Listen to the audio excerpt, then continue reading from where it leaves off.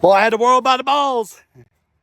Until this morning, I realized that the math finals was not the same as the diesel technical finals. And I was sick all last week. And so I missed the finals. And so I'm working on that. Thank God I went to the doctor twice. Maybe they'll let me take it. It's a mistake. Sometimes you feel like the weight of the world's on your shoulders, right? Even when you're trying the best. And I get people that call me with that. They'll say, hey, how do you deal with it? And some days I don't deal well with it. Let's get real. But when it comes to feeling like the whole world, the weight of the world is on your shoulders, the stress,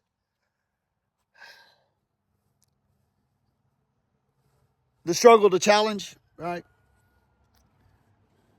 And what I do about it, I want to explain the opposite of that, okay? See, we all like to go back and we like to talk about childhood trauma.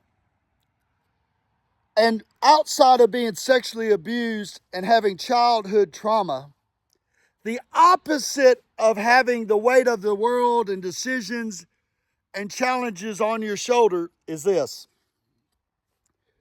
To be invited amongst 30 preschool kids, third, fourth graders, out on a basketball asphalt, it's got pea gravel on it, and the game is called Red Rover.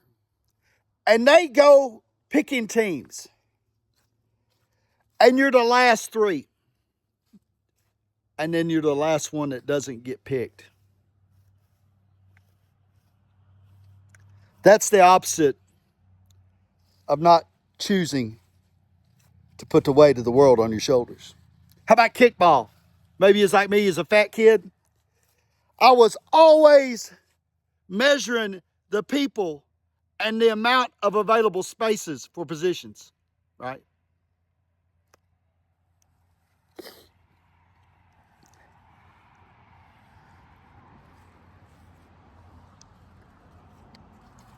That's traumatic. Rejection.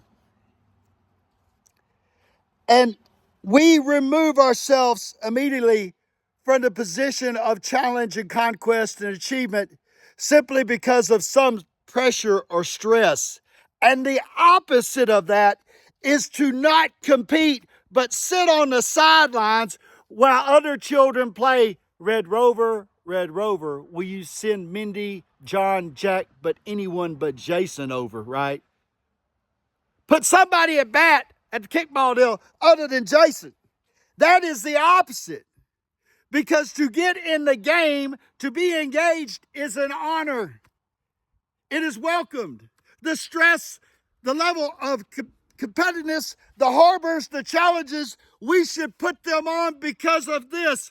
We were chosen to be on the field. Hallelujah. And the opposite of that, because we like childhood trauma, is to be left out looking at the pea gravel on the asphalt basketball field.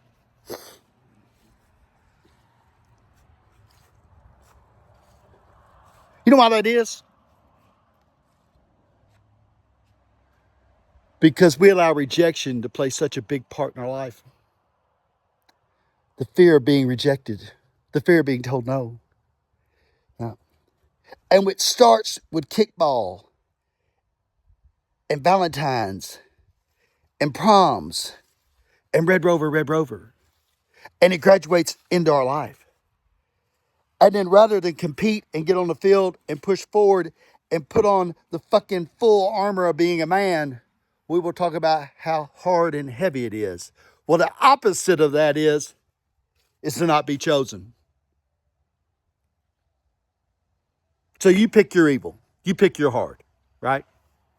Either I go through the motions and see this through with all my heart, the glory of God, everything I got, my family's bloodline, my child, my destiny, my legacy, or I just don't get on the fucking field. I don't even get picked. I don't get chosen. I am going to take the weight of the world, my friends. Every time. Bitch, cry, moan, cuss, throw, fight, spit, whatever I got to do. But it is an honor to have the weight of the world. And once you put that into a proper perspective, that not everybody is called, but it's your special day, motherfucker, to kick the ball or to run to the hands of Red Rover and Red Rover. You will understand what a privilege that weight is, and you will reach over and put 5 more fucking pounds on it because you're a badass. You get off the dope. You get out of prison. You'll walk with integrity. Because what we do is we build up this idea of fallacy of rejection. I'm going to be rejection. And we replace it with regret. And that's fucked up. Because regret. I didn't get to run through the hands of Red Rover. I didn't kick the ball. I didn't get a Valentine. Regret is something that we call childhood trauma. And it's way worse than any fear of putting on the weight of the world, motherfucker. Bet that. Fluid English.